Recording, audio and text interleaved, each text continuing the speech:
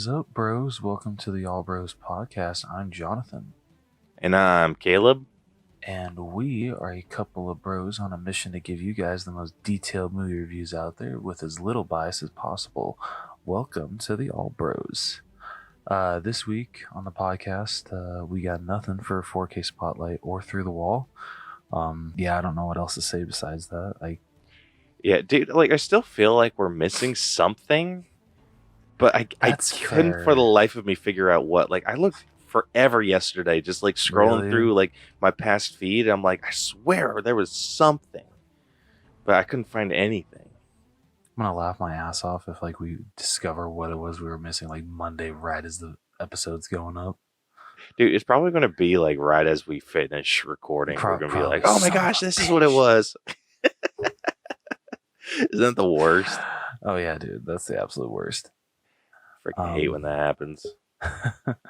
But yeah, so since there's no 4K Spotlight or Through the Wall, we're just gonna jump right into our headliner of the evening, of this episode, which will be our breakdown of Teenage Mutant Ninja Turtles, Mutant Mayhem. So Caleb, what do you say we get started? I say let's do it.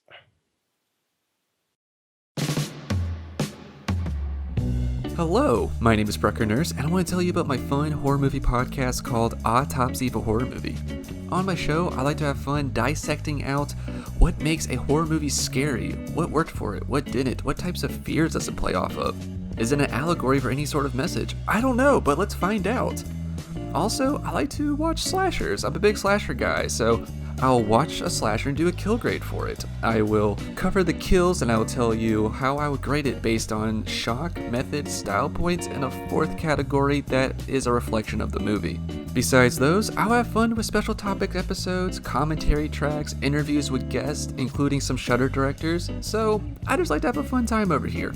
If any of this sounds interesting to you or you just want to come check me out, please head over to Spotify, Apple Podcasts, or anywhere they listen to podcasts and search for Autopsy of a Horror Movie.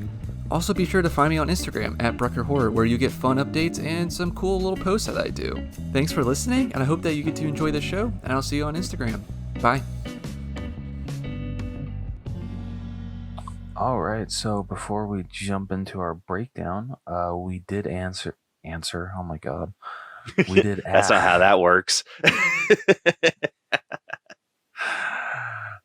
English is hard. I'm just gonna say that right now. We did ask a question of the week, and we did get quite a few responses. So we asked, who was your favorite turtle growing up? And we got the tallies. We did get the tallies. I don't think. Dude, I'm excited to hear how this ended up working out, because I did not see a. Oh, I know. I did not see a lot of love for Leo. No, Leo barely got any love. Oh, no. Yeah. So, in total, starting off, do you want me to do Leo first, or do you want me to do him last? Go from bottom to top. Okay. Okay. All right. So, in last is Leonardo with 8. Oh, damn. Yep. Tied. I can't believe that these two tied. Tied is Donatello and Michelangelo, both at 15. Holy shit, dude. Yeah. And number 1 is Raphael at 17. Damn, that was close. Right? Yeah. I did not think that many people liked Raphael. Dude, I didn't either. Yeah. I really thought Mikey was going to take it. Anyone that I've ever talked to, Mikey's usually the favorite. And Raphael is usually somewhere, it's not very often that I meet someone who prefers Raph over the others. Very rarely have I ever seen Leo. And then the two that I come across the most are Raph and Mikey. That's fair. I mean, nowadays, actually, it seems that the two I come across the most are Raph and Leo, at least with people that I associate with. Yeah. Interesting. Right? That is an interesting tally, though. Yeah. I'm just really shocked that Donatello was that high. Dude, I am too. Poor Leonardo. Poor Leo. I mean, the freaking margins on that though are freaking ridiculous. Right? Like seriously. I mean, it could have been a freaking coin flip for any of the like Raph, Donnie, or Mikey, but Leo got freaking the shaft. Dude, poor Leonardo. Poor Leo.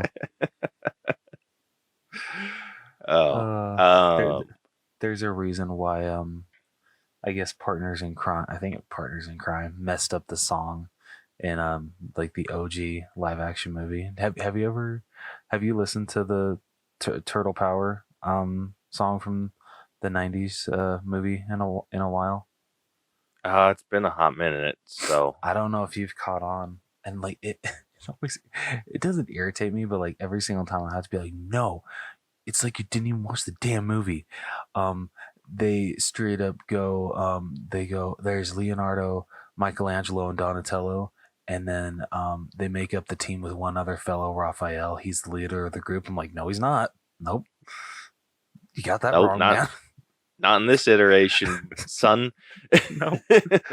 So yeah, whenever I hear that song, I'm like, did you even watch the movie? Like, freaking yeah, Leonardo is always the leader, and even in the Rise of the Teenage Mutant Ninja Turtles, when Raphael is the leader, they actually did that to lead up to, I can't remember if it's at the end of the series or if it's at the end of the movie, that Splinter actually gives the role of leadership to Leonardo. So that's weird. Yeah, like I think I remember seeing that bit. I think that was like right before the movie came out. It was okay. Yeah, because they wanted Leo to be the leader for the movie, and so it was just like randomly, like at the end, like right before the episode ended, he's like, Leonardo, you're now the leader of the team. And he's like, what? And then it ends. Yeah, that's very abrupt. But yeah, I mean that could just be said about that show in general. That's true. I heard the show wasn't horrible. Like, actually, a lot of people liked it. So, like, I don't know. I've always been tempted to actually. I've heard a lot of people were like, there's one guy in particular that I was watching on TikTok.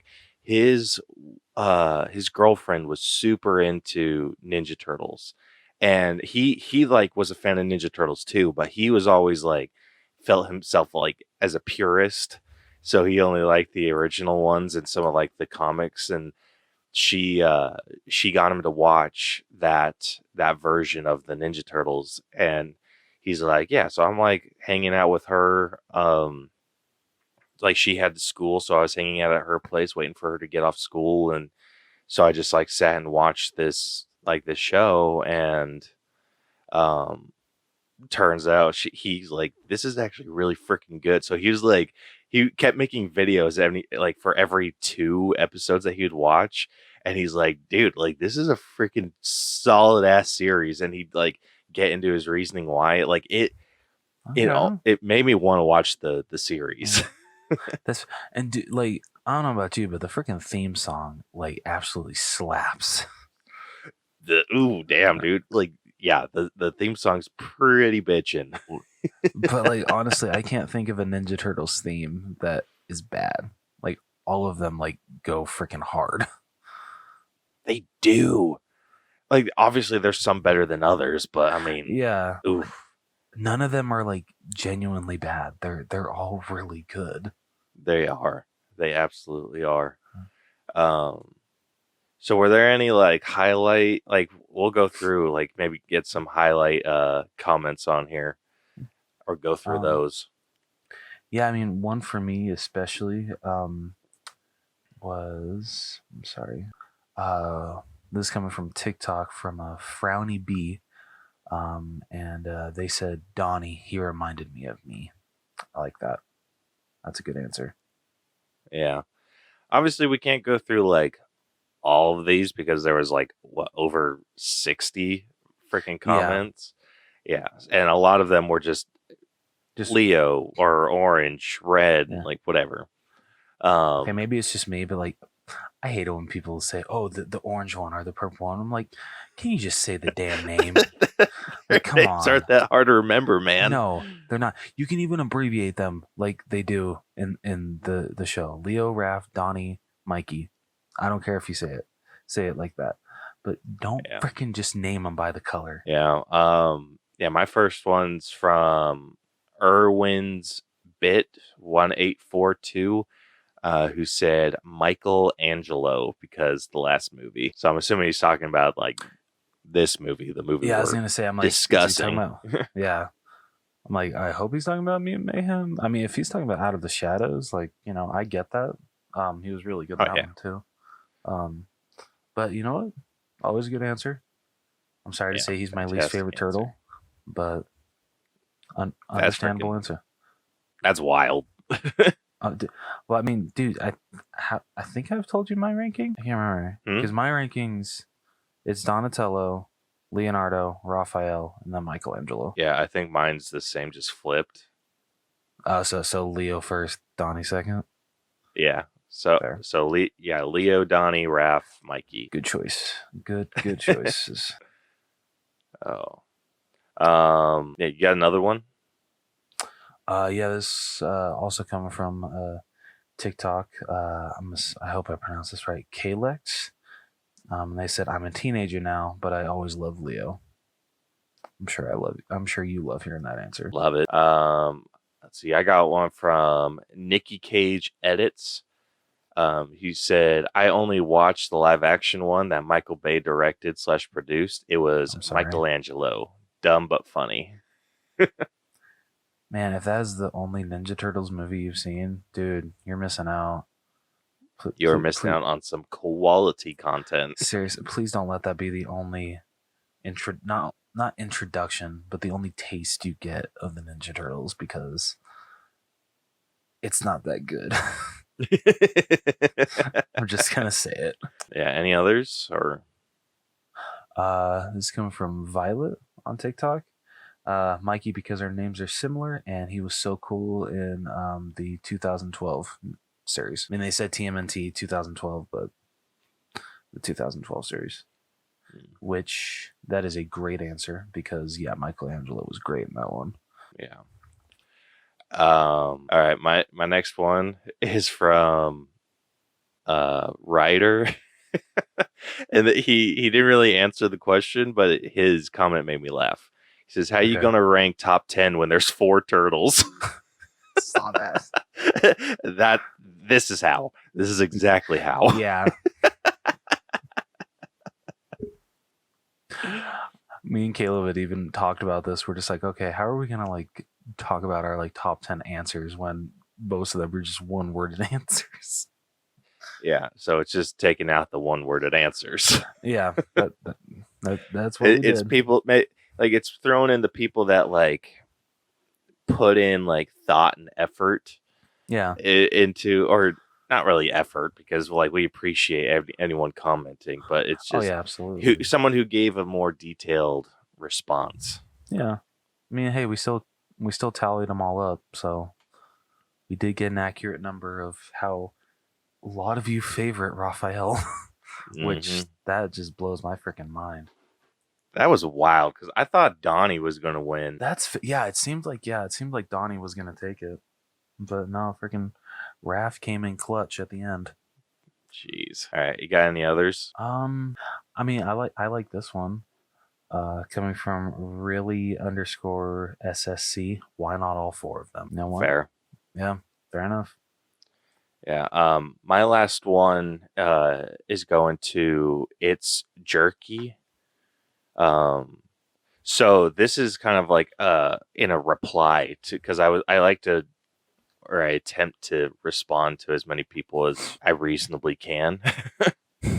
But their first, like their response or their answer to the question was Mikey and Leo.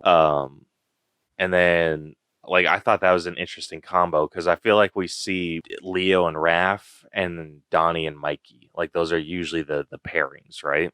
Yep. Yeah, that's usually how like it goes. It's not very often that you see like Raph and Donnie or Raph and Mikey, or like it's not often you see like a not common pairing. So the Mikey and Leo, I told him like not a combo you see very often, like super cool. And they said for real, I like their duo episodes.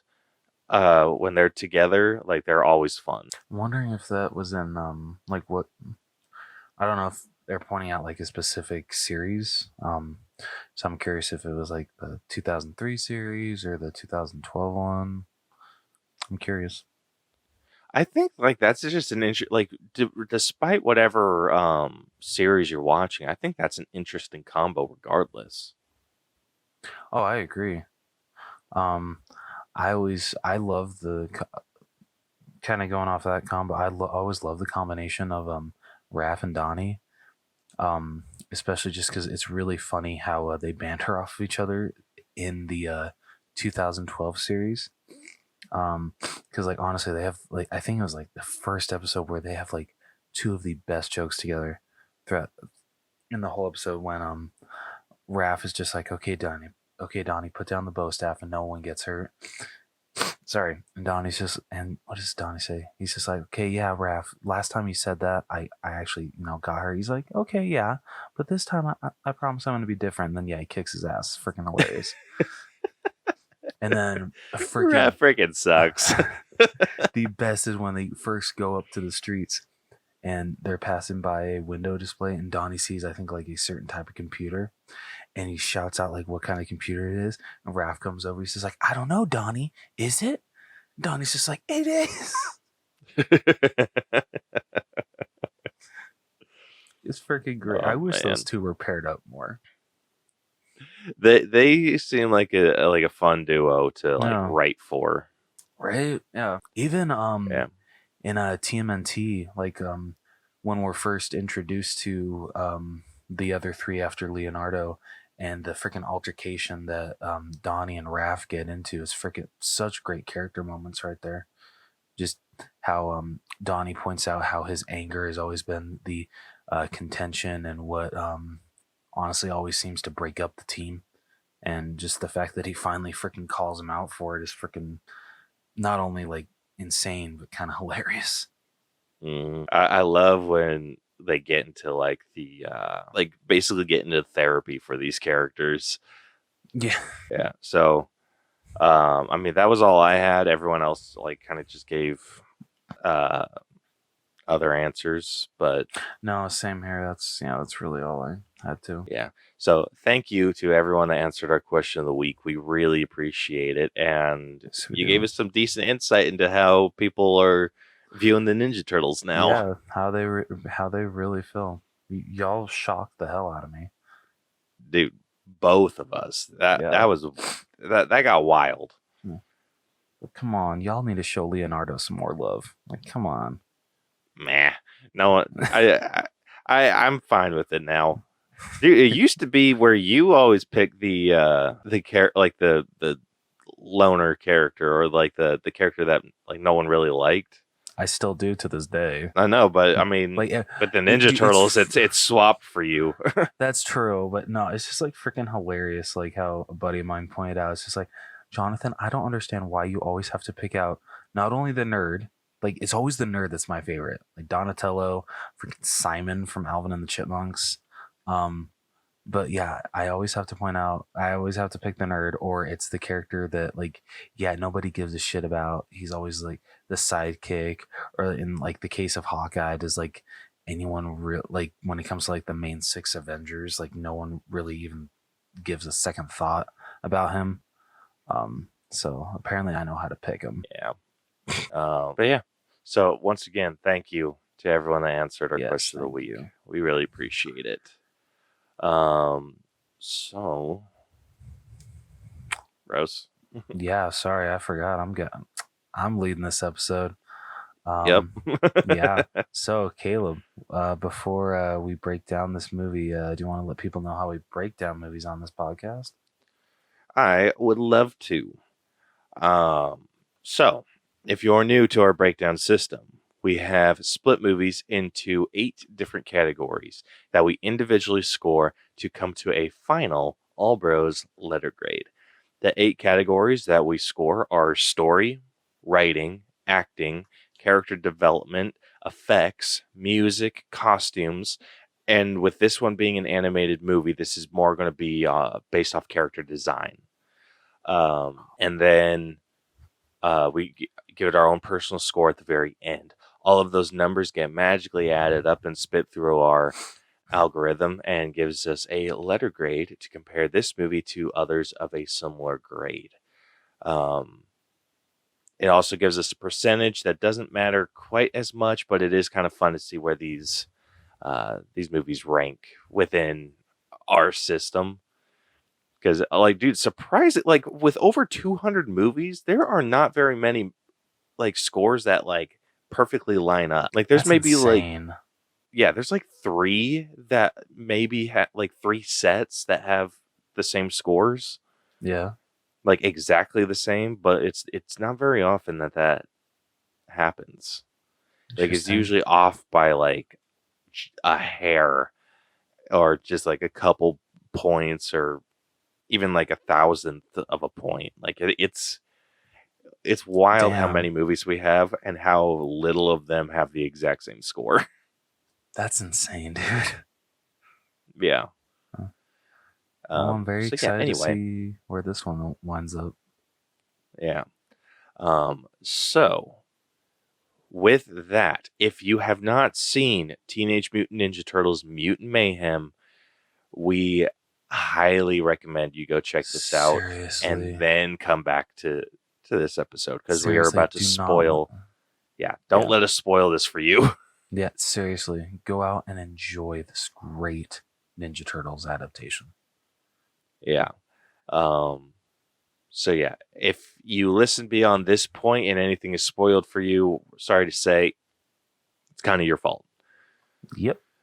So with that, let's get into our favorite segment that we like to call Reading with Rose.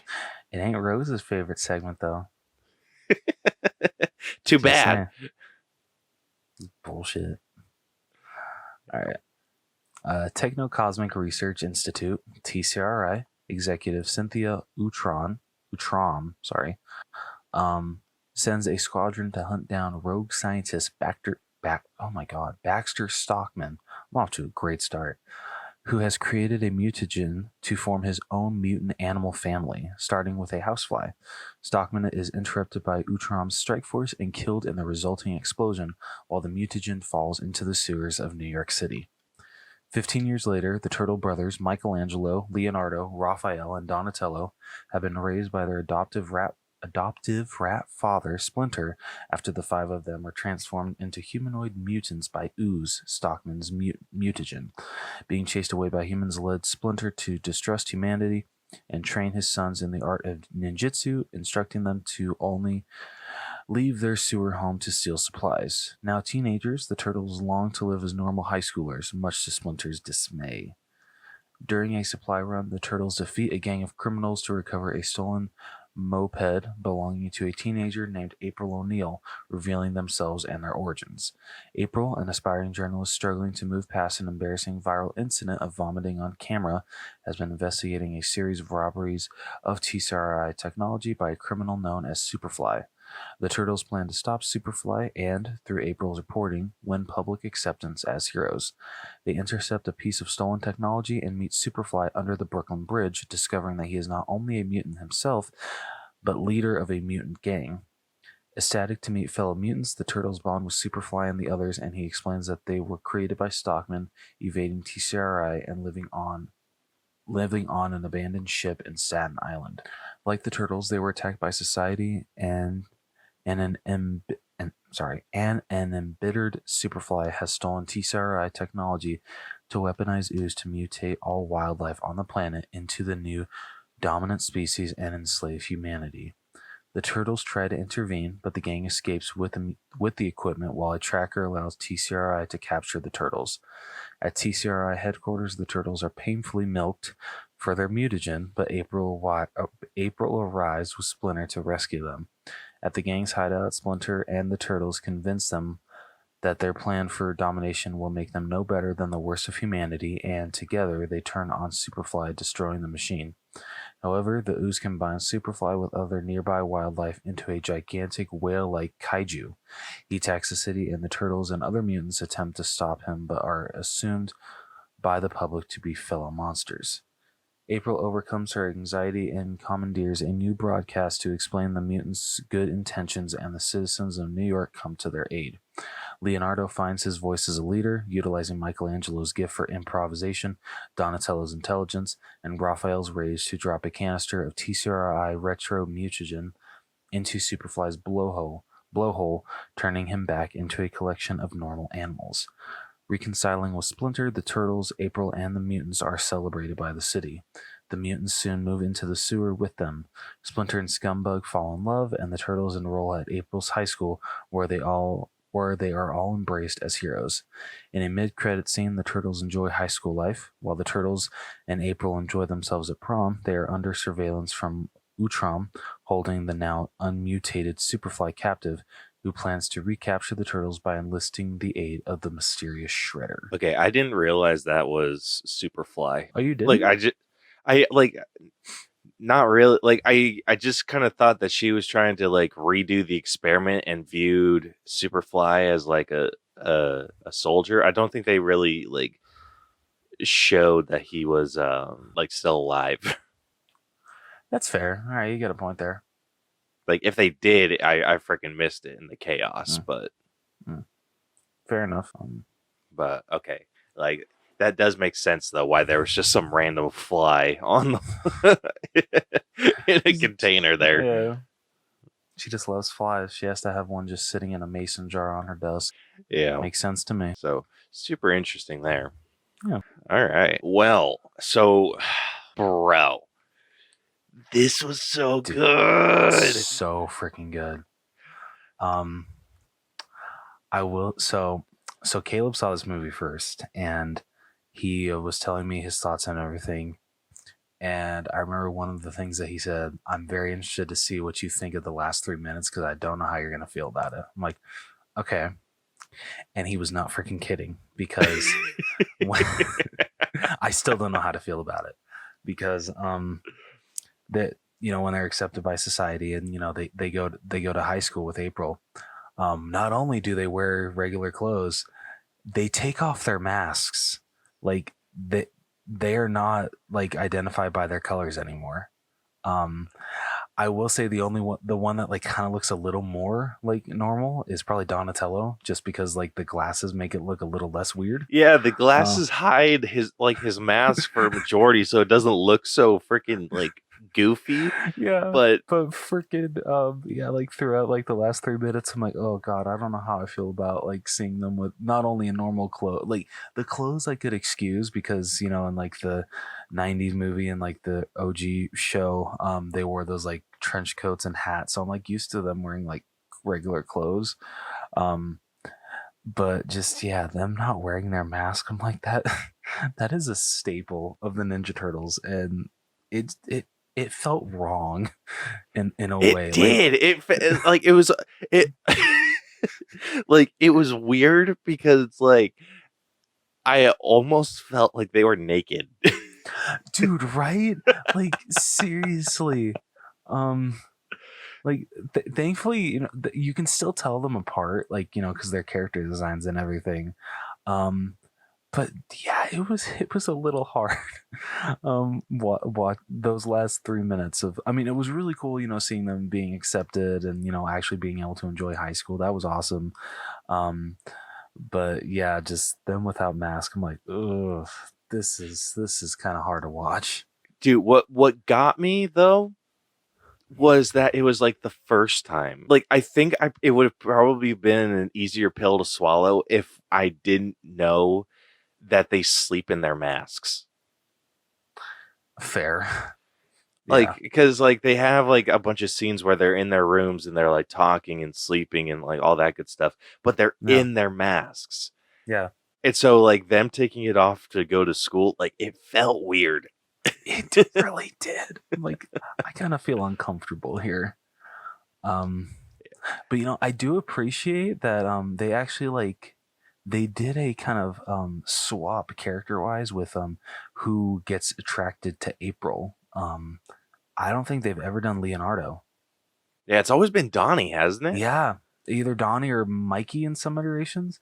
But the way that they made it work for Leo, I actually really liked. And honestly, yeah, when he asks her to prom at the end and she says yes, it's a really sweet moment. And if this actually like my when it comes to like it's always hit and miss for me when one of the turtles like kind of starts getting feelings for April, but this is definitely one of the better ones. Like I can dig this one. I can accept it. Yeah, I think this one worked out like really well. Where I feel the others, it's like I think it was like always played a little over like heavy handed. Like Freaking that relationship, it was like it almost got to the point of being like gross in some iterations. yeah, Like here, like it freaking genuinely feels like he just has a crush on her. yeah. It's definitely not like freaking the Michael Bay one with Michelangelo and how he feels his shell tightening whenever he's around her. That's no. Yeah, that was just Ugh. meh. That made me feel a way that I did not need to. Right? Seriously. Yeah. Dude, but this story was kick ass. Dude, seriously. Like yeah, like the way that it started with Baxter Stockman, and I was not expecting them to kill off Baxter Stockman that fast. I wasn't either. Like That like caught me off guard. But you know what? It made sense for the story. It was a good setup for not only Superfly but Bebop, Rocksteady, the I forget the other names. like Gecko Mondo something. Gecko. That's what it is. Thank you. Um, like good origin story for that whole family that is created. So like yeah, it was unfortunate that Baxter Stockman didn't really have a lot to do in this movie, but it made sense. I feel like it worked out though. Like No, I definitely agree. I think they wrote it well enough for it to make sense and like kind of like getting rid of that character, like it. I think they built it up enough where Yeah. Superfly like already had this fatherly bond with him, and it was taken Hmm. away, and Yeah. and he just recognized all that Baxter wanted was like a family and acceptance, Yeah. and so it's like that's what I'm going for, but I can't have that unless the humans are gone. Yeah.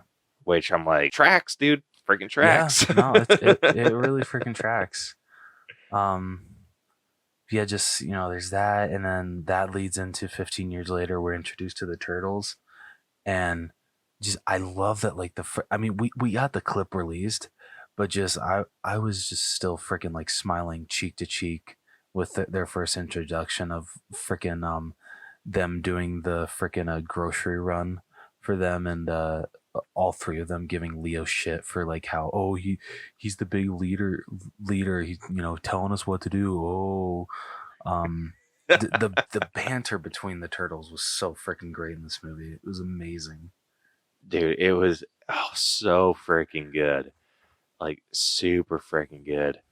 Like I have like just kind of going through these like the story real quick. It's just I loved how it was all kind of centered around like it was like their goal was like realistic. Their Mhm. goal wasn't to like save the world or anything. Their goal was to be accepted by humanity so they could go be part of that of the up like the human world. Like but obviously like they come face to face with mutants, and then there's like a like then they kind of have like I love that they didn't instantly were like no that's wrong, like they had like struggles and like oh that's like I love how they were almost like kind of turned by Superfly and talking like with Superfly talking about like what he wanted and being like what we're gonna make it so mutants are like the wildly accepted Yeah. on this world, and then they're just like, like we're gonna kill all the humans to do it, and they're like, ugh. Maybe not. Like I especially because this just shows like how much they really were teenagers here. They were kind of like easily persuaded by Superfly at first, because like he talks a big talk.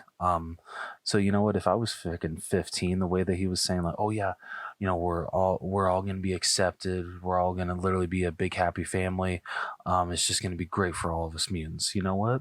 If I was a 15-year-old turtle, I'd be so in. Like I would love that.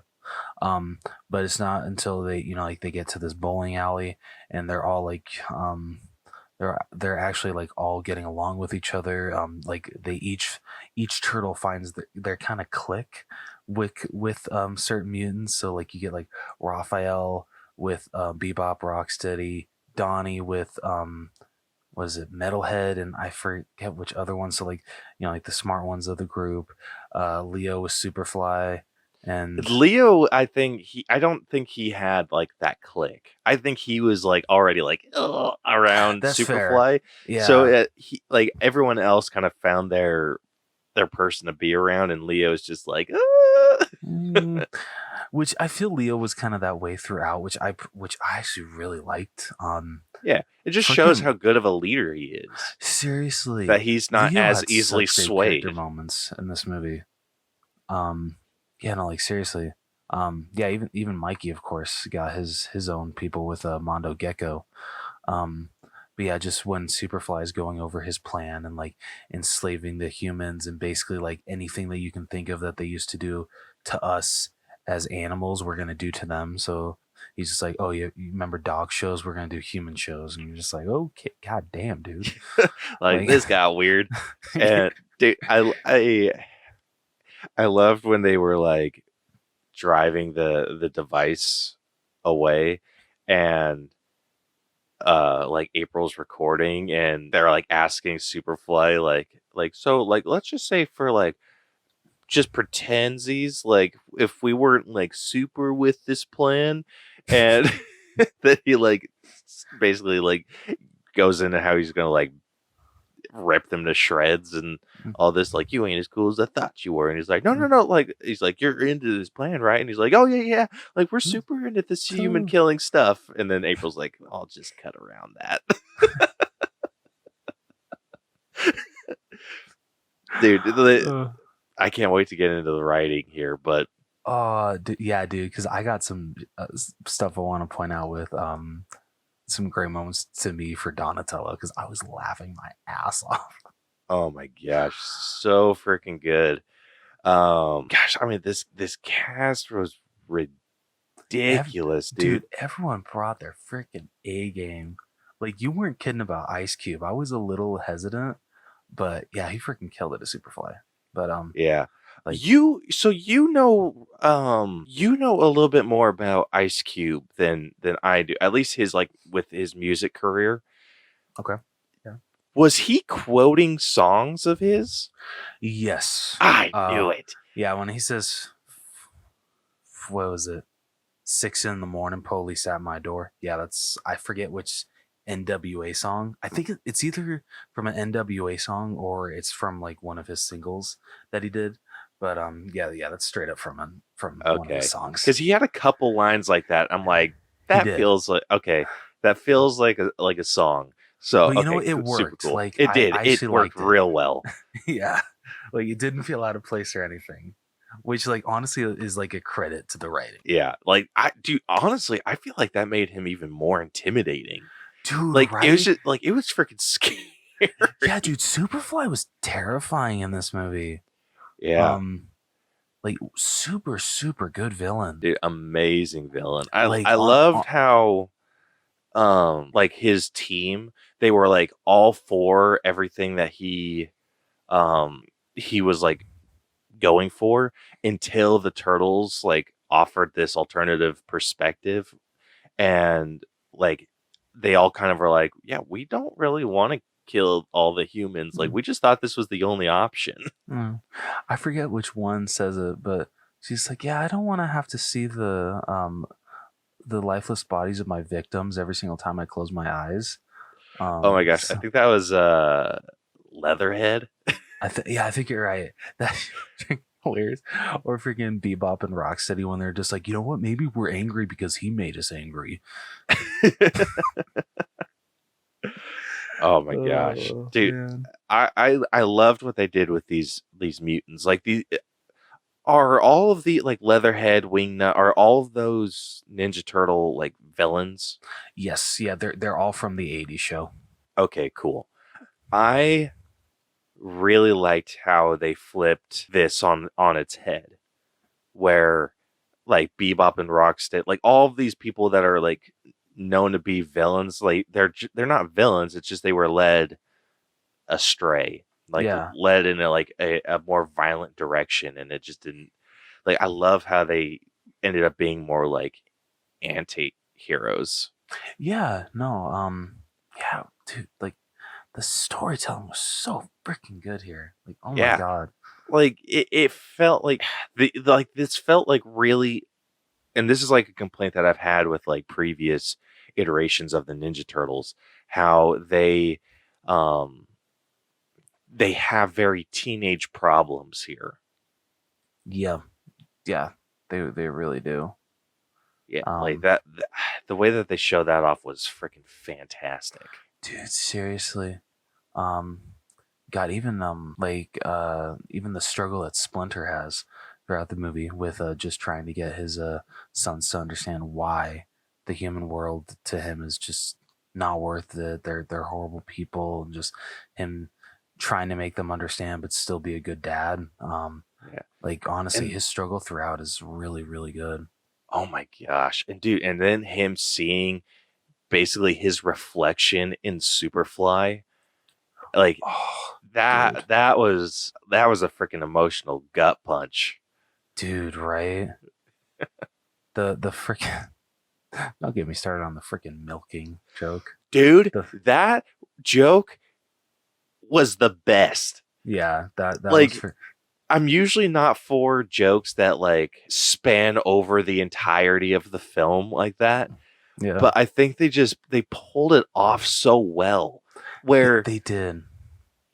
they bring it like I know that like the turtles bring it up by themselves, and then when they get to like around their dad and he's like bringing up milking and they're like, yeah, like we get it, dad. Like they're like it shows that they're annoyed Yeah. by the The line fact of too. how many times that they point out, we don't even have nipples, Dad. It's Yeah, not even possible. dude, the freaking horror in their face when they're like, what's this machine? And then they're like looking through everything. They're milking us. Dude, freaking like when Splinter discovers after he releases them, he's just like, "What is this anyway?" Oh, it's nothing, Dad. It's nothing. He's like, "Is that a milking machine?" Freaking sees the look behind him. Dude, I lost it. It's so good. Like Oh my god. I loved when like the turtles realized it was a milking machine. I loved when freaking Splinter realized it was a milking machine. Like, Oh man. holy crap. That was some quality humor there. So good. Oh man. Like,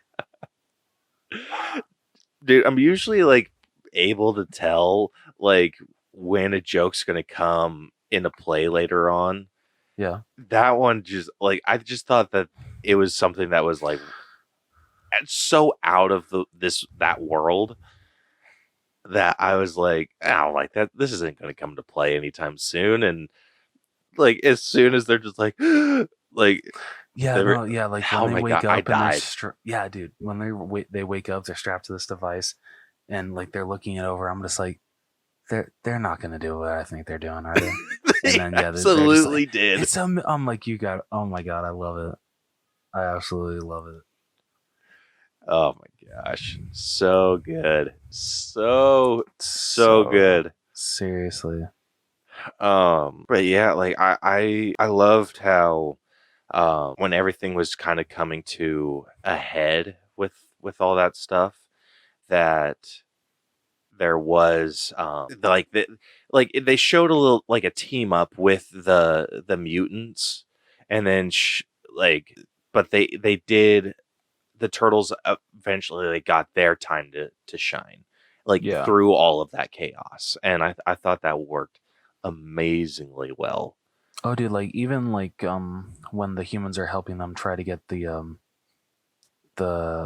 what is it, the cure to the turtles to drop into Superfly's blowhole, the the scene before it's finally dropped in and like them just passing it between the four of them, I absolutely freaking love that scene. Dude, that Not was only is just classic turtle action there. right, not only is the animation great, but just the interaction between all four of them is great. Yeah. And I love how everyone just kind of came into their roles. Mm-hmm. Like Leo was the clear leader. Mikey was the improvisation wild card, and Raph was like just the muscle, and then Donnie was just like using his brains to figure out a plan and everything. Like that was just solid work. It was so good. Ugh, loved it so much. Yeah. And then like they gave us like a soup, like I can't say enough good things about this story. Like it was so right, well done. It really was. So where are you sitting with this? Because I won't say this is like a perfect story. No, like it had its problems, but I mean, those are so few and far between. Dude, like seriously, it's so freaking good. So I'll start off if you're Okay. having. I'm sitting at like 96. dude, I love same. this story. Like this was so like such an incredible story. Yeah, Like it was well told. It was like the pacing was freaking fantastic. Like I had nothing wrong with this story. No, same here. Like it was perfect. It really was perfect. All right, getting into writing, bro. So first off, I mean, good. the writing for the freaking milking joke was fantastic. Yeah. Like it's one of those things that kept getting brought up, and I feel like in other, I don't know what it's been about like other movies, like maybe it's just like overplayed or they keep trying to play it off like it's funny. I think that might be it. Like they keep trying to pull off like a joke that they think is funny, and like it just becomes like a repetitive thing, and then it's just like, oh, look at this. Like it's like I think they could have pulled it off real annoying, but it was everyone who was getting irritated with it. And so like I think that's kind of what made it funnier. It's just like, oh yeah, the turtles were freaking over it. Splinter was just like not having it. So no one took that like the milking in a humorous way. And so when it ultimately came into play, like the milking came into play, that was freaking hilarious. Yeah, dude, that was so freaking great. Yeah. So I think maybe like my issues have been when movies take those jokes like they're funny. Yeah. Or put them on it like they know it's funny, and it's like, like get it. And here it's just like, okay, we get it, man. Like they call it out, and so I don't have to be like annoyed by it. Yeah. But yeah, so like just had to bring that up again. No, dude, get it. The other freaking lines were hilarious. Dude, I love what like after their freaking grocery run, when they're like walking through the sewers and they like hear that one guy and they're like, I love being young and free and able to go wherever I want to. like while they're freaking heading back, like Raph just kind of like looks up, hears that, and he's like, ugh. And literally having to like crouch down as they're walking throughout the sewer just so nobody sees them by the tracks. Just it was like, dude, I thought that like it was like lines like that were just like a freaking kick in the nuts to like their problems. I like the mutants writing. Like Ice Cube or Superfly was written amazingly well. Yeah, super intimidating. Dude, Ice Cube was insane as the voice of him. Yeah, my favorite mutant out of this group though, freaking Mondo Gecko. Oh yeah, dude. His and Michelangelo's connection was amazing. I don't think I've ever heard so many types of the way to say bro ever in my life. Like, goddamn. Oh my gosh, dude! I loved like how they freaking worked, because like, or how like Mondo was calling out to different stuff and just like, we just want to vibe, bruh. Like I loved his voice. It Like, was so good. his voice was so funny. Gosh, like I'm thinking back to like all of his other like little lines. Oh, like when freaking, I think it's like Mikey finds his tail and he's like, Mondo, and he's like, it's okay, bro, grows back. And then like Yeah, the tail just pops and then he like runs off. Like, dude, this is amazingly well written. Man. Holy shit. Like, man, like if there was ever like a voice that I've actually been like wanting to figure out how he does, is freaking Mondo Gecko. I love his voice, dude. Yeah, I really want to know how Paul Rudd did that. Yeah. Yeah, the turtles were well written. Dude. I love how they kind of like reined Mikey in a bit, where he wasn't like as super chaotic as he usually ends up being. Yeah, which I really appreciated, actually. Yeah, like don't get me wrong, all these turtles, like in their own way, are like super chaotic. Mm-hmm. And like Leo being the least chaotic of them, but still like attempting to be like the leader, like hold that leadership role. Yeah. I thought that worked out really well, and just like I said, reining it into normal levels of chaos. Yeah. Because I feel like in other iterations, like Mikey is always the one that's gotten them into trouble. Oh yeah, absolutely. I agree. Yeah, but here he felt a lot more like a team player. Yep. Yeah, he really did. Yeah, Raph wasn't so freaking angry all the time. Like, I love that. Yeah, like I did they too. just kind of reeled everyone in a little bit. They did. Yeah, like Donnie wasn't as, like, oh, he's the smart one. Like, that's all he does. No, like, freaking, like, yeah, it was showcased, but like, you got to see like other stuff you love, like the freaking whole K-pop joke with him. That was freaking hilarious. Yeah, like, so good. Mm-hmm. I really love their writing. I love Splinter's writing too. Splinter's writing was really, really good. Like, just, yeah, everyone, like, if there's like one, like, I mean, shocker, Donnie's lines stuck out to me the most, but the one that like definitely I freaking laughed my ass off in the theater. They made the joke in like the 2012 series, but here it was even funnier when they're doing their like first battle, and he's just like, does everyone still realize that I only have a stick? Why did I only get a stick? Dude, I love how they like made use of that though. They did. Yeah, the freaking like when they're in the car, like on the way to get the final contraption that Superfly needs, and they're just okay. We need a certain thing to where we can hit the brakes so they can fly out. It was Bebop, Rocksteady, and Mondo Gecko, so they can fly out the windshield and everything. What could we use? Donnie's finally like a big stick. just pointing out his bow staff. It was freaking hilarious. I loved it. Dude, I freaking love Donnie and Mikey. Yeah.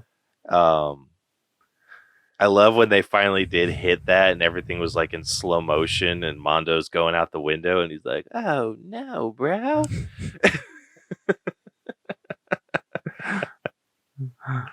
Oh, like man. this movie constantly kept me laughing. Same here, man. Like with the random jokes here and there, just like little quips that we'd get, like, and then it was able to like, thought it was good because it was like able to make us laugh, but then it was able to like keep with the tone, like get back to that tone really well. Like agreed. So it'd go from like a joke with freaking like Mondo and Mikey, and then it'd flip to like a serious tone with Ice Cube and like Superfly. Yeah. And then seeing Splinter was amazing. Like Splinter had like they gave Splinter a better personality than I've ever seen before. Dude, see, I feel like honestly every single character in here got a better personality than they've ever had. Even freaking April. I loved the direction that they took with her. Like, she's still, journalist. That's what she wants to be and everything. But the fact that you see how she had a horrible, embarrassing moment with accidentally puking on camera, and so that's just literally defined her whole high school career. And ever since when she got introduced to the Turtles, she's like, okay, maybe this can actually be my win. This can be what changes everything. Will get people to look at me not as puke girl. Just freaking like her, like you said, Splinter. Just everyone was written so freaking well here. Some of the best I've ever seen in the franchise. Very much so. Like, yeah, exactly what you said. I think what they did with this was they took where everyone else seems to be like pushing like, oh, Raph's the angry one, Leo's the leader, Donnie's the smart one, where they push that on you. This reeled it in. Yes. Like, like you could tell that Donnie was a little bit smarter than everyone. Mikey was a little bit more like wild and free than everyone else. Raph was a little bit more angry, but it was reeled in to a realistic level. Splinter was given an actual personality, because like I've found like in other iterations of the Ninja Turtles that Leo kind of comes off as bland, and that's fair. Raph comes off as a major hothead, and Donnie comes off as a nerd. Mikey comes off as just like a freaking goober. Like and then same with Splinter. Splinter comes off as freaking like boring. Yeah. Like, but here they gave everyone like a realistic personality. Like realistic and interesting. Yeah. Like literally the only moment that I can think that like they point out Raph's rage, and it's a joke when I think it's their first fight, and Raph's just like, I dream of fighting every day, and Donnie's just like, you got a rage problem, Raph. He's just like, it's not a problem. And it's played off as a joke. It's a great gag. But I swear that is the only time in the movie that it's approached or it's talked about like how angry Raph is, like how he's the most angry of the four. Yeah. And I don't know. I think it worked out well. It did. Yeah. In everyone's favor. They were able to rewrite these classic characters and make them fresh and new for us. Agreed. And for characters as classic as the Ninja Turtles, that would have been an undertaking. Mm-hmm. So freaking hats off to anyone involved in the writing process with that. Seriously. Amazingly done. Yeah, dude, you guys killed it. Yeah. Oof. Where are you sitting at with writing? I think I'm going to go 1 point. You know what? F it. I'm going to go 1 point above. I'm going 97. The writing is just that freaking good. Dude, I am definitely going to agree with you on that. Yes. Like, that was really freaking good. Yeah. All right, moving on over to acting. What a freaking cast. Dude. All right. So, our main cast, we have Micah Abbey, who voiced Donatello. Shimon Brown Jr. or Shaman Brown Jr. I think it's Shimon. Shimon. All right. Shimon Brown Jr., who voiced Michelangelo. Nicholas Cantu, who voiced Leonardo. Brady Moon, who voices Raphael. Io Edebiri, who voices April O'Neil. Jackie Chan, who voices Splinter. Also, a total side note, I really appreciate that Splinter's their dad and not their sensei. That's fair. Yeah, they never once refer to him as sensei here. Yeah, Whereas they other I iterations, like they switch back and forth.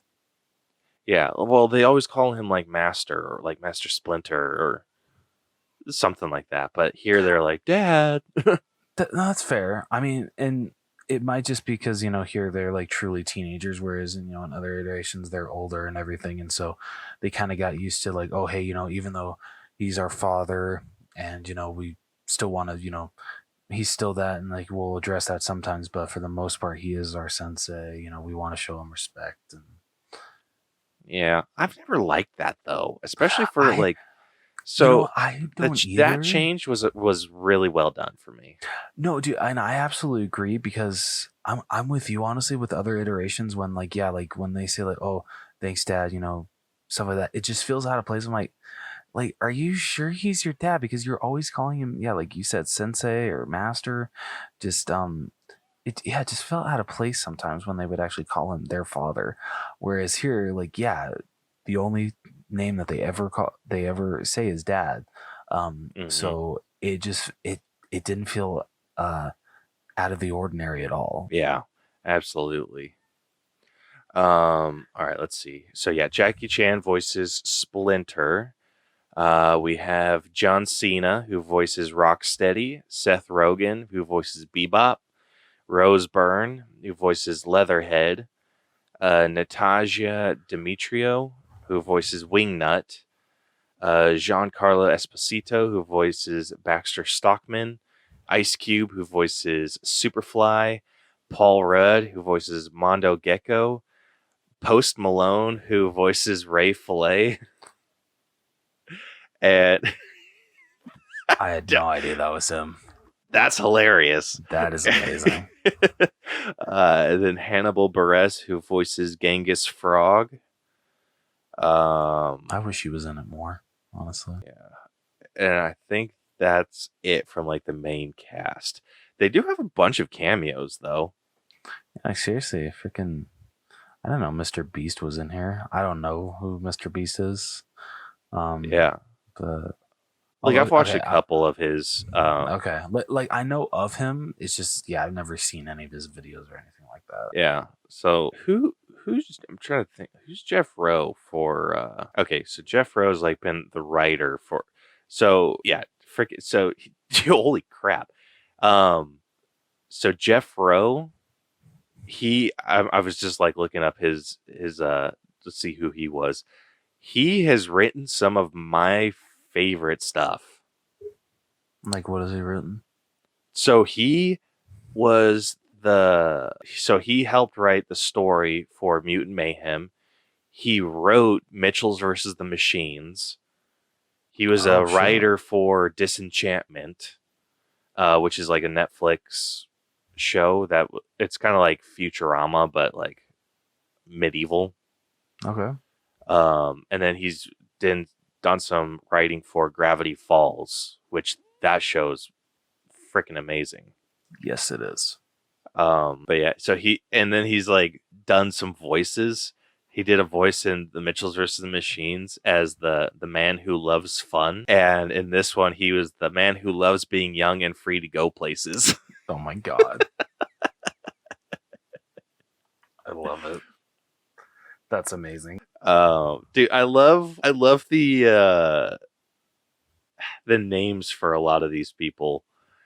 Like I'm look at like just like who they were cast. Like they have Sign My Baby Mom, Apologetic Goon, Helpful Construction Worker, Once a Paycheck Goon, Chop Shop Boss, Ratatouille Guard. Oh my god. Man who thought a giant rat was a big cat, but it was actually a rat. Like that was what someone was credited as. And then Mr. Beast was amazing. Yeah, Mr. Beast was freaking Times Square guy. Like I freaking love that, like seeing that at the end, like man who thought giant rat was big cat, but it was actually a rat. Just imagine like going to like a little get together with your friends, and they just be like, "Oh, so what have you been up to the past couple months?" Oh, well, I was actually in a was a voiceover in a movie. Oh, what movie? Oh, Teenage Mutant Ninja Turtles, Mutant Mayhem. Oh, who'd you Oh play? wow. Yeah, who'd you play? Oh, wait, what was the last one you said? Oh, I was the man who thought a giant rat was a big cat, but it was actually a rat. Just imagine you saying that at that kind of a party. And I wouldn't know how to respond to someone. I'd be like, Hired. cool. Yeah, hired. Yeah. Not cool story, bro. That's cool. Yeah, I'm like looking at these other ones, like they're like all the those gang bosses, like Toupee Tom, Short Sharon, Bald Bronson, Bad Bernie, Normal Nate. Normal Nate freaking killed me. Oh man, I freaking love this movie, dude. It's so good. All right, so all right, let's do this. Let's do ranking of the turtles. Okay. Then top 3 of the other mutants. Okay, I like this. Okay. Shit, this is gonna be hard. This is gonna be real freaking difficult. So I think I have mine. Okay, I'm serious. All right, my number 1, I think I'm going to give to Micah Abbey, who voiced Donatello. Okay. My number 2, I'm giving to Nicholas Cantu, who voiced Leo. My number 3, I'm giving to Brady Noon, who voiced Raphael. And then 4, I'm going to give to Shaman Brown Jr., who voiced Michelangelo. And the only reason that I'm doing that is because, like, so just for anyone who's going to complain, no, the margins are close, like really freaking close.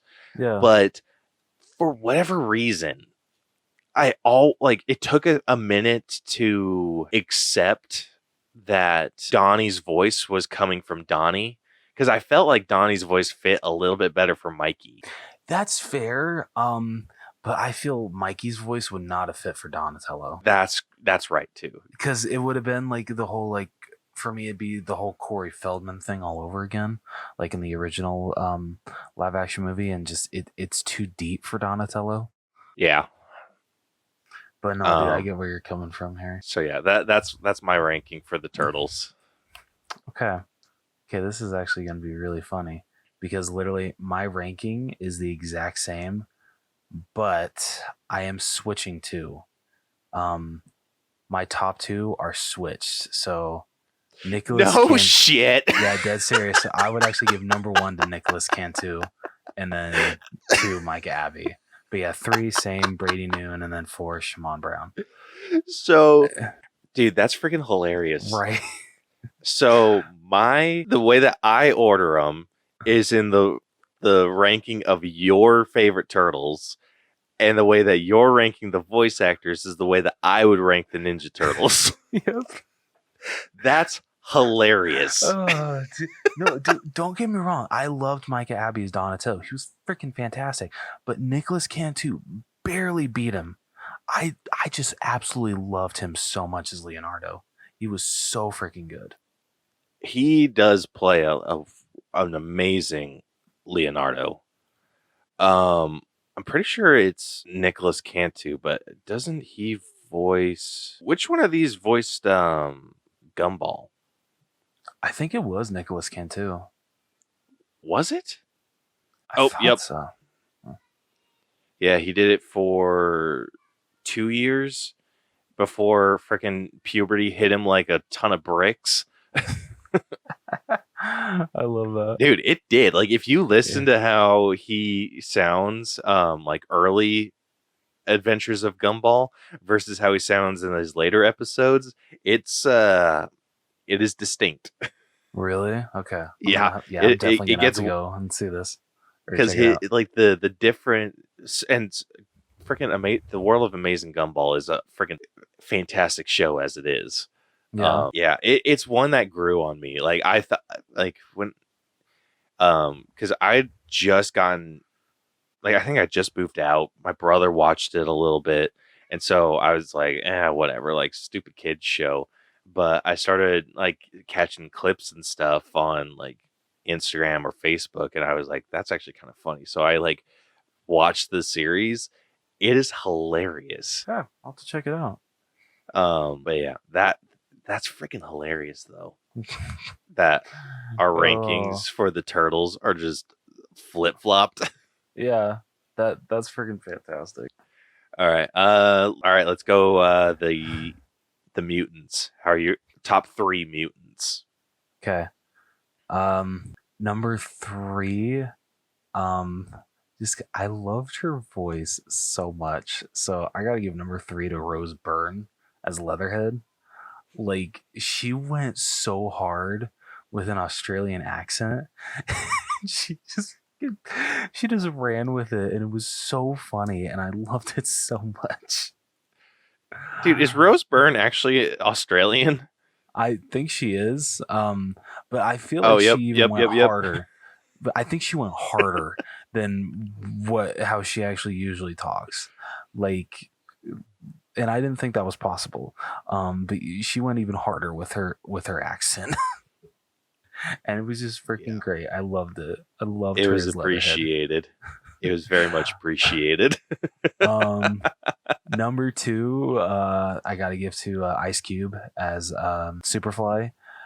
He freaking caught me off guard for like how amazing he was as a voice actor. I'm not used to Ice Cube being a voice actor. I don't even know if I've seen anything else with him as a voice actor. I'm gonna look through his IMDb real quick because I don't know if he has. If he hasn't, and this is his first voice acting, he's got to do more because the guy's really good actually.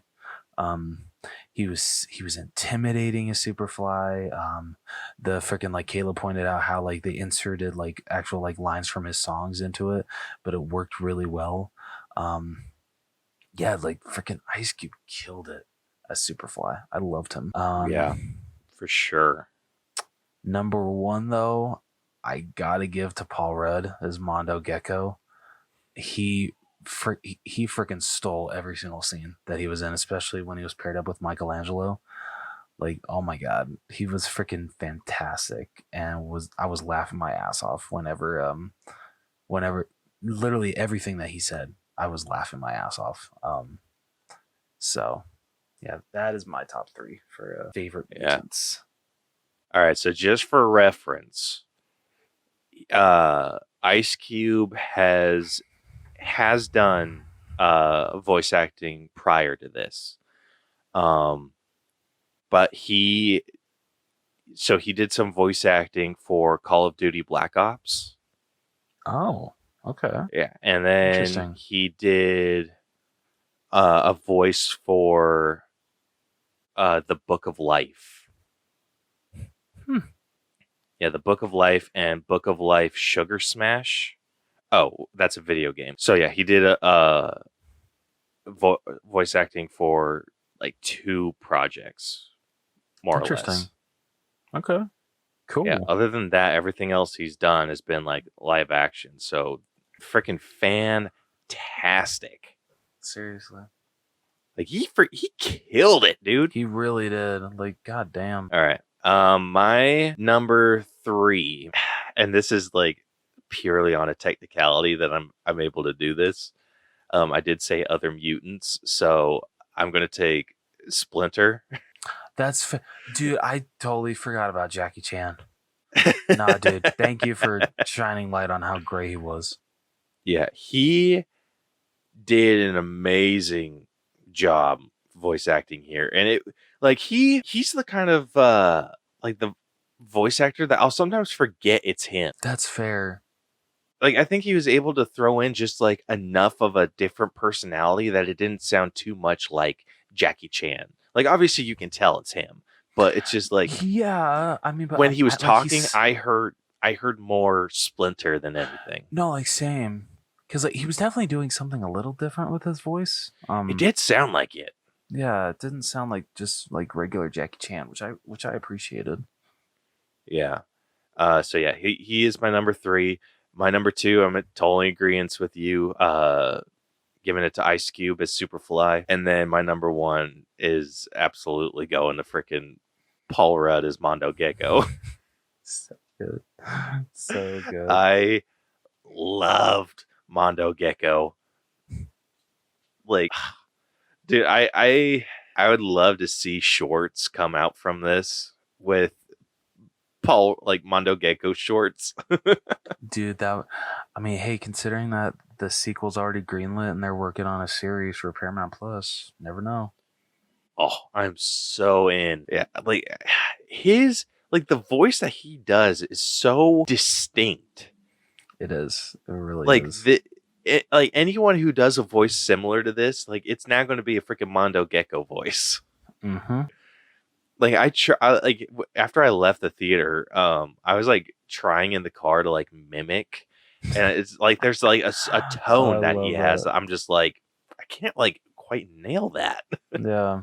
Oh, dude, that's fantastic. Yeah, so freaking loved him. But yeah. So with that, what are you sitting at with acting? Oh man, everyone brought their A game once again. Like I really don't have any that like that. Yeah, there wasn't really any that brought it down for me that much. So I'm probably sitting at like a 94. I might be a hair lower. Okay. Like not for any particular reason, but I'm trying to think of like I think my biggest problem might have been with like Maya Rudolph. I can understand that. And I think that she was one of the reasons that brought it down for me a little bit too. Yeah. Like Like, I usually had she a does hard like time an amazing understanding job, her. but yeah, I think that was what did it for me Yeah. too. It was just her accent was just a little too heavy. Yeah, like I mean, honestly, I'll definitely be seeing this one again in theaters. But yeah, when it comes on like Paramount Plus, I'm definitely gonna need to have the subtitles on to Yeah, be able to fully understand what she was saying in some scenes. absolutely, dude. Um, so yeah, she just brought it a little bit down for me, and I mean, it's not too much, but because she wasn't in it that much, it was just enough. So yeah. So all right. Next up, we got character development. So obviously, I think we have to do this on the Turtles, Yeah. like as a whole, and maybe Splinter too. Like we could include him. Yeah, no, I could definitely agree with that. Yeah, honestly, overall, like super great character development. Like I feel that unlike other iterations where it focuses on like maybe one turtle like really gets the more moments to shine and some of the like the other three are pushed to the side, or like in the case of like TMNT where that movie really just focuses on the relationship between Raph and Leo, and Mikey and Donnie are kind of pushed to the side throughout the movie. Here I feel that they definitely wanted to balance that out and make sure that each turtle got the character development that they deserved, that not one overshadowed the other, that just that each one got their moment in the spotlight. And I really, really appreciated that, because you get to see Leo struggle with, even though Splinter said that he's the leader, his brothers don't take him seriously.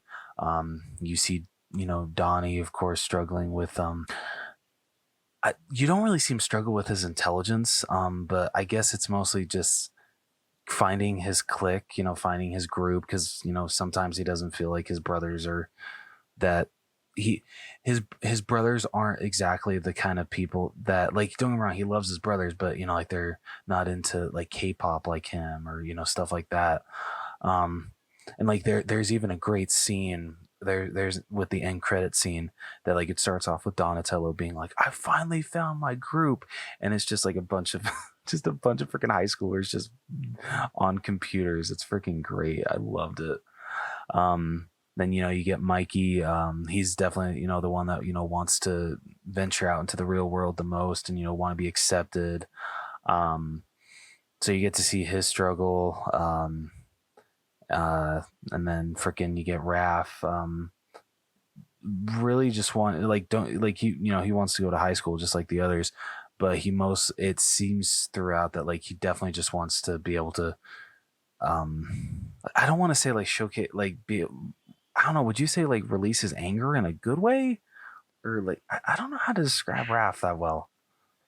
Raph was interesting because it's like I think he wanted to like utilize his because like he was wrestling, wasn't he? I Like he think joined so. like a Yeah. wrestling team. Yeah, I Yeah. think it wasn't necessarily that he wanted to like release his anger. I think he just wanted to use it in more constructive ways. Which I love that for the character. That's a great Yeah. character moment. Yeah, like it just I think it just showed that he was craving like I think it was like the same with all of them. They were just craving connection with people that were similar to them. And yeah, their brothers like made their best efforts to like to be the like that person for them, but I mean it's different. Like Yeah.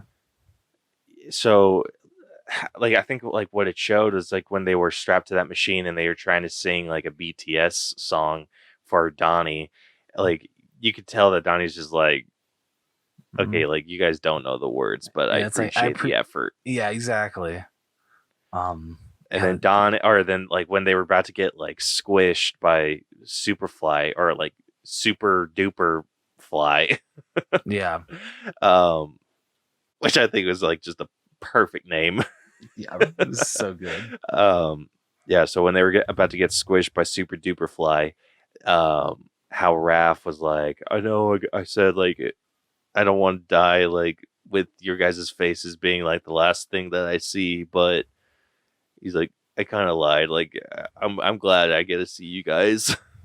See, that scene reminded me so much of the 2014 movie when they're trying to stop like the outbreak of this mutagen, having to hold up this I think radio tower or some shit like that.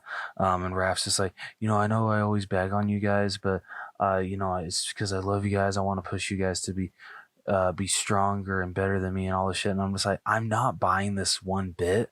This doesn't feel like something this Raphael would actually say here. Oh, it made complete sense it was definitely more shorter and like to the point than in the 2014 one, but like I feel as it should have been, and it just felt more right. Like it made complete sense why, Raph's just like, you know what? No, there's no one else I'd rather see for the last time than my three brothers.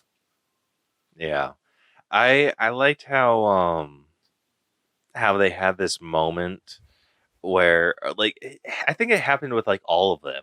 Like I know what it's like to grow up with brothers. Like I have two younger brothers. And so I think it's funny because like the second you go to like compliment one of your brothers, they get like a big head about it, and then you have to like shut them down. And like I found that with like when Leo's in the car and they're just like, wow, you sound like such a leader right now, and he's like, I am such a leader right now, like that, like he getting hyped about it, and they're just like, yeah, you ruined it. Like that's exactly how it is with like with me and my brothers. Like I'll like compliment them on something, or just like, or I'll go to them for like advice. Like I'll go to my younger brother for like car advice stuff, and he's just, I'm like I'm glad that you know how to do this stuff, and he's just like we can't take anything seriously. He's just like, I wish you knew this stuff. Like I'm freaking sick of answering your phone calls, and I'm like, well, screw you, dude. And like it turns into that, but yeah, there's like we're yelling, saying mean words to each other, but there's a love behind it. Yeah, that's like funny. That's just not the same. Where if someone else came and was like told my brother to like F off, I'd like rip them a new asshole. Yeah. Versus like if I tell my brother to go do that, like it's all in like fun. Yeah, exactly. There's actually like love behind it. Yeah. Like it's funny because it's like I've seen like a bunch of like TikToks or stuff on Instagram about it where they're just like, oh my gosh, like you're sick, you need a kidney, like yeah, like let's go, like I'll give you mine right now. And then someone's like, did you drink my last Coke? Like I will end you. Like, and that's like totally within the realm of like reality. Like like sure, like I'd give my brother my kidney in a heartbeat, but no way in hell am I letting him use my controller, my Xbox controller. Oh man, I love it. Like it just, I think they captured the brotherly relationship really well, and how that grew into them like spreading their wings into different worlds. Yeah. So I thought they did a really good job with this. No, seriously, like even Splinter, like you were mentioning, yeah, his struggle being a dad, just wanting his boys to be happy, but also afraid for them to see how mean the real world can be to something that they just don't understand. Like honestly, throughout it's honestly heartbreaking to see what Splinter has to go through in this movie, but it's done so well. Yeah, like you could see that he gave it a genuine effort. Mm-hmm. And then it's just like he was shot down in such like a strong way that it just resonated with him. But it's like understandable. Like I was going to assume that maybe he went up by himself and then all this bad stuff happened. But the fact that he took the turtles up there with him, and then they were put in just such immediate danger. Yeah, the fact that was it Mikey or Leo that almost got run over? Thought it was Donnie. Was it? I don't think it was Donnie because it's not that. It was like the big one. So yeah, I think it might have been Raph. Okay, so it was Raph. Okay. Yeah, but it's just nowadays, like Donnie's easy to point out of a crowd since he wears glasses. Yeah, but it's just like how immediate that danger was. Like he tried to bring them out into the world, but it just was too dangerous. And so he like that's fresh in his mind because he's an adult. Yeah. Like that's what he's like sitting with. So it's like it's understandable from Splinter's perspective. And then like the turtles, they were young. They don't freaking remember that. And yeah. So it's just it was sad. It was really sad. It really was. So I thought that was I thought they killed it with that. Oh yeah, they really did. Yeah. So where are you sitting with character development? Because I mean, I think I'm fairly high. I mean, same here. The character development was so freaking good. You know what? I'm gonna match my writing. I'm gonna go on 97. I loved it that much. Oh shit! Yeah, I loved. I guess I'm gonna be the asshole here. Yeah, I'm cracking 90. Damn. Okay. Yeah. Okay, man. I might be overshooting myself here. All right. Well, don't change it. No, I'm being too nice here. I'm only going down a little bit. 95. That's a little too nice. That's fair. Yeah. So moving on over to effects, which with this being an animated movie, it's just mostly going to be talking about the animation. I will fight you for 100. Dude, you won't have to fight me very hard. Yes. Okay, I gotta know, did it take you at all a minute to get used to the animation, or was it instantaneous? Like you're just like, okay, no, I'm on board. Not really. I took to the animation like really quick. I think what got me was the how the characters looked, or not the characters, the humans. That's fair. But like honestly, they grew on me pretty fast. It worked. It took a minute, and I'm not going to dock for effects here. Where I think I'm going to end up docking is going to be in like costumes, because that's where we talk about character design and everything. That's fair. But in terms of the animation style, this was amazing. Seriously? Like I couldn't even say that this felt like Spider-Verse. Like this felt like its own thing. No, like they're freaking like even at the beginning when it's like doing like long takes throughout the streets of New York, and there is a moment when they like focus on a stoplight, and the way that it like freezes from red and then goes to green, the way that you can just see like the pencil lines, it's just absolutely insane for how much freaking detail was put into the animation here.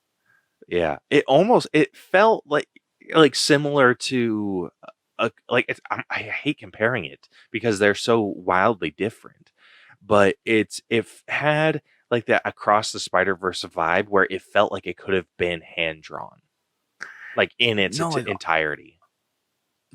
with this one though, like honestly, like if you would have told me that, like, I mean, I don't know.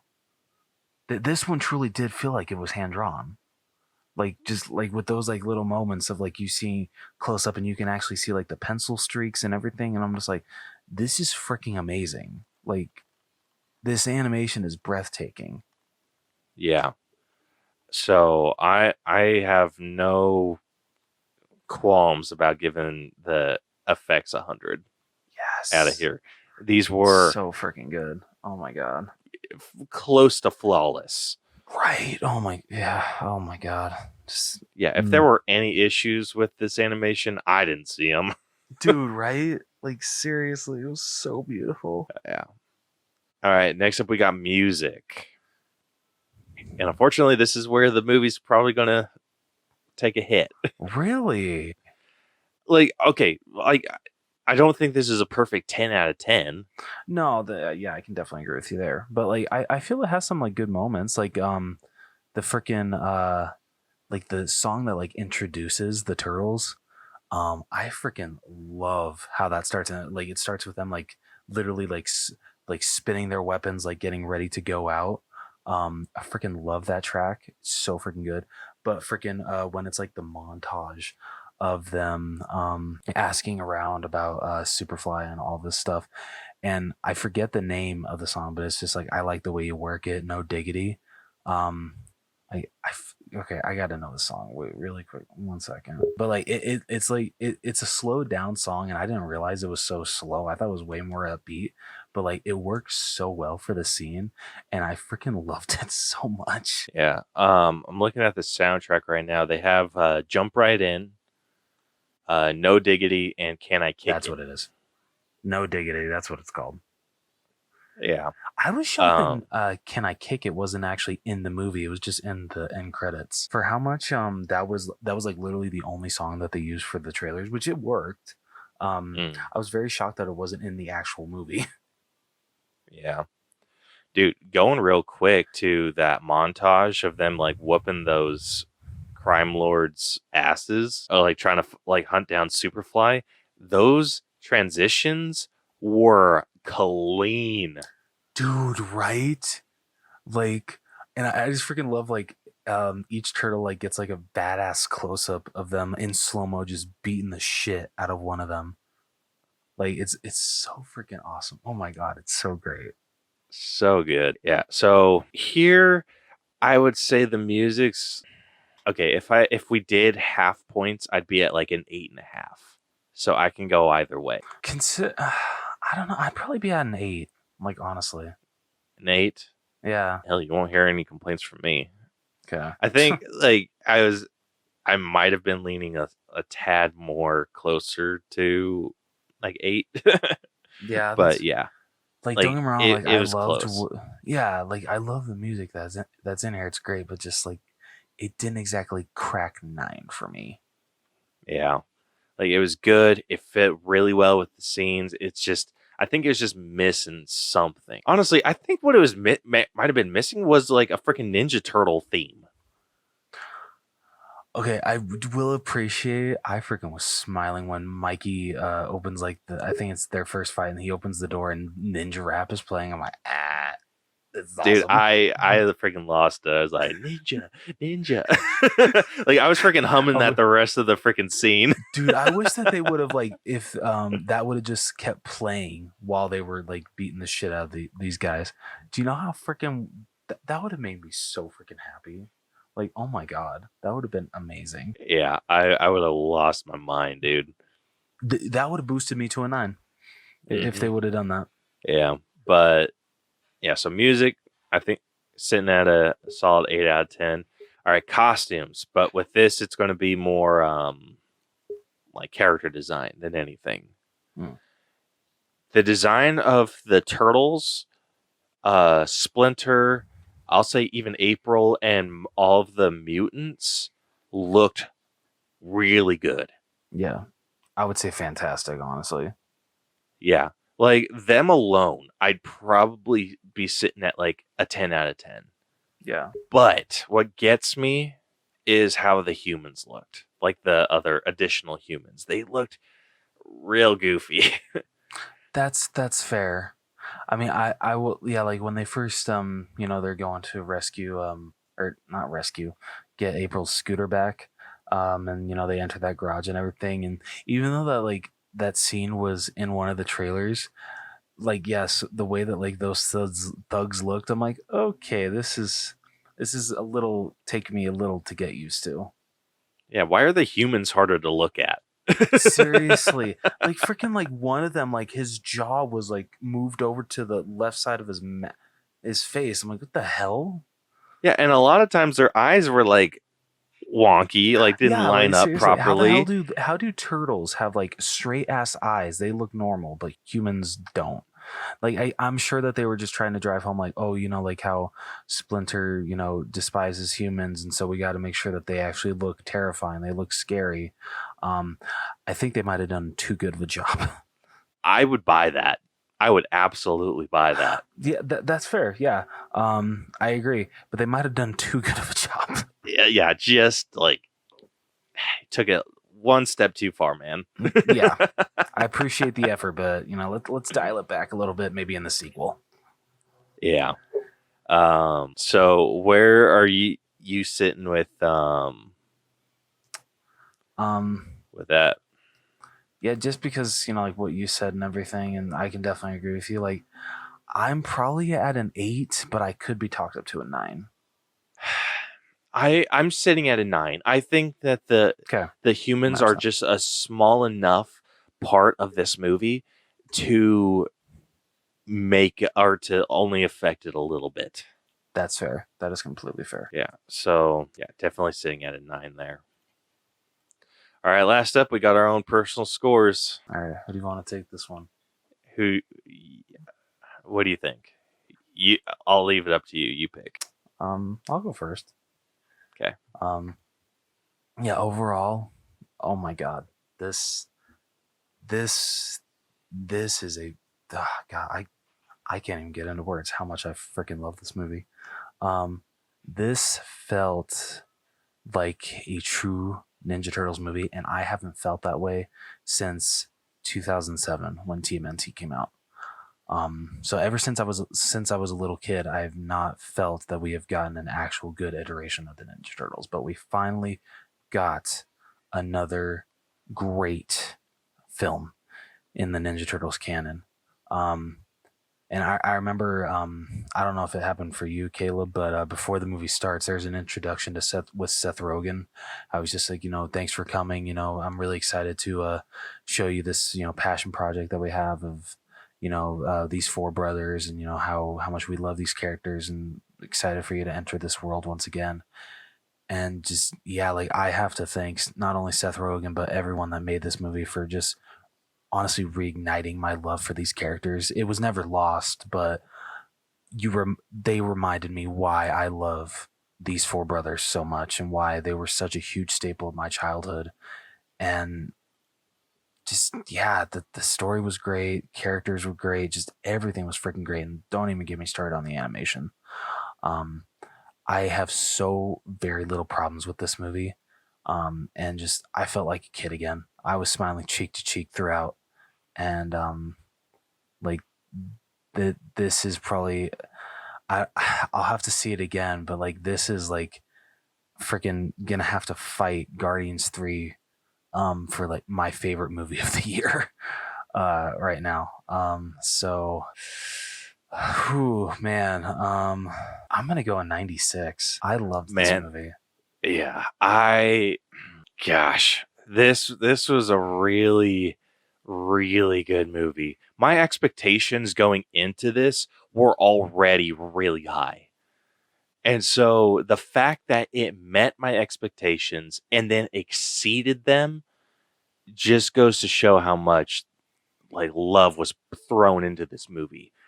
This basically fixed every issue that I've ever had with any Ninja Turtle movie ever. And it gave us a realistic brotherly relationship.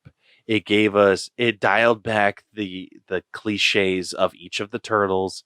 It gave Splinter a fun personality and gave him one of the best animated action sequences I've ever seen. Like, dude, like I know we didn't end up talking about it, which is a damn shame. The freaking fight that Splinter has when he's saving the turtles.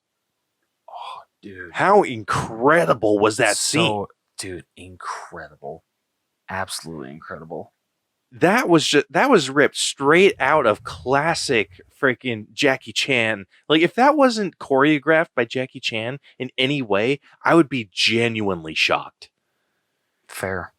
Like, the shit that he was doing, like, he fought with every single one of the turtles' weapons, which was fantastic to see. That was so badass. And then he was freaking doing stuff that, like, you see straight out Jackie Chan movies.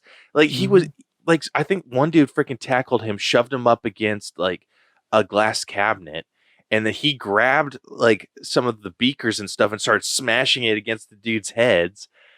He was freaking fighting with furniture. He was, like, jumping over stuff. Like, he was doing classic Jackie Chan action.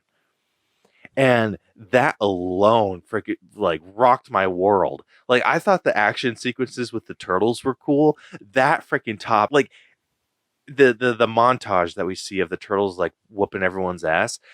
Like, I was like, oh my gosh, this is like peak animation right here. Like, I don't know how they can possibly beat this in the finale. And they did with freaking, like, they didn't even, like, top it in the finale. They freaking topped it with Splinter.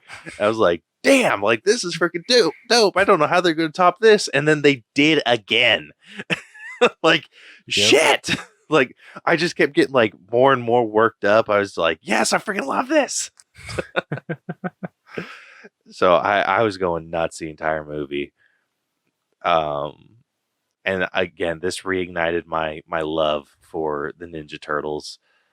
And so, yeah, I'm personally sitting at, I think I'm sitting at like a 97. Okay. Wow. Caleb's higher than me on a Ninja Turtles movie. This is awesome. I know. I love this movie, dude. I think, dude, that makes me happy. I hate to say it, I think this might have topped Guardians for me in terms of, like, favorite movie of the year. Dude, like, it's freaking, it's gonna come It down is to neck and neck. It is very different. They're very different movies. Oh yeah, absolutely. Where Guardians is more of an emotional gut punch. This one's more like comedic based, but still has some heart to it. Mm-hmm. And yeah, I can't wait to see this again. Same here. Very well may go see this in theaters again. Same here. I don't think it is, but I wish that this was playing in XD or like any type of IMAX, because I would love to be able to see this on the biggest screen possible. The animation is that beautiful. Absolutely, it is. So yeah, so that wraps up this breakdown. So going through the scores real quick, starting off with story, we are sitting at a 96, so a very strong start. Writing got a little bit of a bump, sitting at a 97. Acting was down just a hair, sitting at a 93. Character development was slightly below that, sitting at a 92.5. The effects, surprise, surprise, sitting at a solid 100. Music was good, worked for the scenes and whatnot, sitting at an 8 out of 10. The costumes or character design for this, sitting at a 9 out of 10, and that is solely because of the humans. And then our personal score ended up averaging out to a 96.5. So with that, the final All Bros letter grade for Teenage Mutant Ninja Turtles Mutant Mayhem has come out to an A-. What? That doesn't seem right. No. Okay, do we need to Hold bump on. up some scores? I'm ready. That doesn't seem right. There's no way. What the hell? Shit. I mean, don't get me wrong. It's a high A-. I wanted it But to be in our like top 5. I know. That's what I thought too. I guess it was just the acting and character development that brought it down. I think it was with music being at an 8, I think that's what brought it down a little bit. I'll change it to a 9. I'll do it. Dude, no. This happens a lot with us. Damn it. This happens a lot where our personal score is a lot higher than what the final average ended up being. That's true. So shit. I don't like I'm trying to set my personal bias aside, so I'm just like, okay, acting, I'd stand by acting, sitting at a 93. Yeah. Character development was solid. I mean, yeah, we were at a freaking 92.5. Like that. Gosh, this is going to be a freaking tough pill to swallow. Dude, man, I will change music to a 9 if we need to do it. Okay, just in theory, if we did change music to a 9, how much would that actually affect it? Excellent question. Let's find out. So just for shits and giggles, it would have bumped it up to an A, but I don't know if it was deserving of it though. I don't know, man. I'd be willing to do it. Dude, I'm like dead serious, man. I'd be willing to do it. Like the more that I think about it, I am more than willing to give it a. Okay, the only reason is because we haven't finished this. I will let you adjust. Okay, all right. Because I did say I was at an 8.5, and so I could have gone either way. Okay, that is the only reason. It's sad that we're fighting so hard to get this to the freaking A group. But it's worth it. It deserves it. It is very much worth it. Okay. But yeah, that was a shady instance, and you freaking know it. I know. Shut up. I know what I did. Okay. So with that change, Teenage Mutant Ninja Turtles Mutant Mayhem has been bumped up to an A. Okay. So it is sitting, or where it sits currently, it is at a 94.37%. Okay. Which puts it below the Ballad of Buster Scruggs. Damn. Which is at a 94.62. It is below Bohemian Rhapsody, which is at a 95. It is below Spider-Man Across the Spider-Verse, which is at a 95.56. No. It is also below Barbie, which is at a 95.87. Barbie I can accept, but I really wanted it to beat Across the Spider-Verse so much. Yeah, and then finally it is below Guardians of the Galaxy Volume 3, which is at a 97.18. Okay, so that puts it at, what does that make it in 6th place? 7th. 7th? Because it's below No Way Home as well. Oh, okay. Okay, so it's 7. I mean, hey, it made top 10. It made top 10. It did make top 10. Okay. So we can say that. All right. But I think, man, like, I want to go to Across the Spider-Verse real quick just to. Personally, I like this more than Across the Spider-Verse. I know it's probably a hot take for some people. What did I give my? I'm just curious. What did I give my personal score?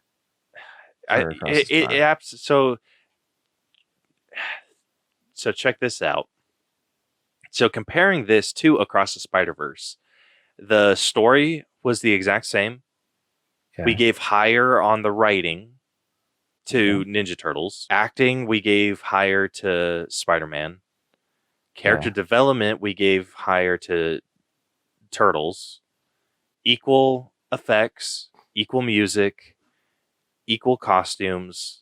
Or no, we gave higher costumes to Spider-Man. Okay. And then we had a higher personal score for personal score for Turtles. Oh, for Turtles. I'm just like, wait, what was their personal score for Spider-Man? Yeah. So what killed this movie was the freaking acting. Damn it. Yeah. but I can't go higher. Like that's exactly I know. what I wanted it to be. I can't either. I mean, Damn it. like even if I were to go up to where you're at, it wouldn't matter. It'd still end up below. Damn it. But I mean, I agree with all the other rankings. Yeah. Man, it sucks. Damn it. Well, it's okay. Yeah. In our hearts, we know that we liked it more than Across the Spider-Verse. Yeah. All right. Go in the opposite direction. Mutant Mayhem is sitting above Avengers Endgame, which is at a 94.06. Damn. It is above War. So that's the last A movie. So the rest that I'm about to list are A- movies. Yeah.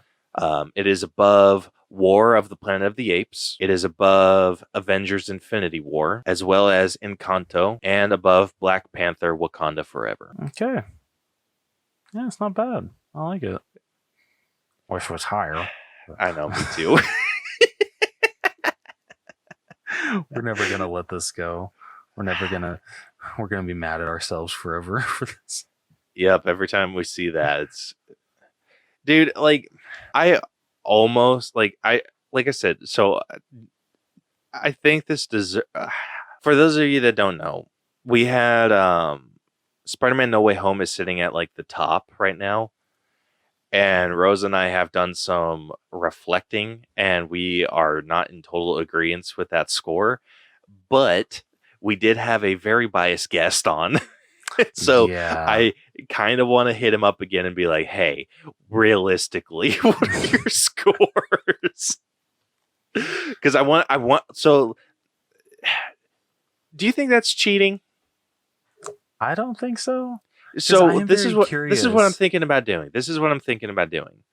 Going through, putting in our scores, like mine and what me and you gave it, like putting that into the system, and then going like, and then putting like what his original scores were, and then hitting him up and being like, hey, do you still stand by this? Do you still stand by this? And see what he says. No, dude, I think because I'm very curious that, you know, since it's been, you know, a couple of years now since it came out, like if his scores have dropped at all. I hope they have. Yeah. Because like I've looked past like at some other movies that we've done, and I still stand by the scores that we gave it. Yeah. And this one's not going to be any different. Same. But yeah. Like I doubt this one will be different. So we'll see. But I kind of really want to hit him up. Dude, dude, dude, like, you should reach out to Vic and be like, are you sure? Because some of these hundreds, because he gave like quite a few hundreds, didn't he? He gave a lot of hundreds. Yeah. Yeah, like, come on, man. I know you love Spider-Man, but like, it's not a perfect movie. I'm sorry. Oh man. So yeah, we will be addressing that soon. Yes. So our top 5 might be changing. Our top 5 might be changing, but yeah. So anyway, yeah. So that concludes this week's breakdown. Hell yeah. Well, you got anything else you want to say about Mutant Mayhem? Nope. All right. Cool. Oh, sorry. Well, if you like what you heard and you want to follow and subscribe to us to hear more of our amazing voices, be sure to oh my god. You know what? I love my cat, but sometimes he's annoying. So yeah, be sure to follow and subscribe to us wherever you listen to podcasts. We are damn near everywhere. Apple Podcasts, Google Podcasts, Spotify, literally anywhere that you can think, we're probably there. You can catch all of our episodes on YouTube if that is your preferred listening platform. You can also follow us on all of our social media, where you can recommend us any movies that you want us to do mini breakdowns of, answer our questions of the week, all that fun stuff. We are on Facebook, facebook.com/The Allbros, Twitter, Instagram, and TikTok @The Allbros. Or you can email us if that is your preferred way to contact us. We are the Allbros channel @gmail.com. You can check out our website, tinyurl.com/The Allbros. Or you can check out our merch store, which is tpublic.com/user/the All Bros channel. Next week on the podcast, we'll be breaking down the Christopher Nolan film Oppenheimer. Yeah, super excited. Still crazy that it's 3 hours, but you know what? Understandable for how historic that moment is in history. So yeah, very excited for that. So you guys can look forward to that episode next week. But until then, this has been the All Bros Podcast. I am Jonathan. And I'm Caleb. And we will catch you guys next week. So long. That was a struggle. I tried to do my Carl and just, I failed. Deuces.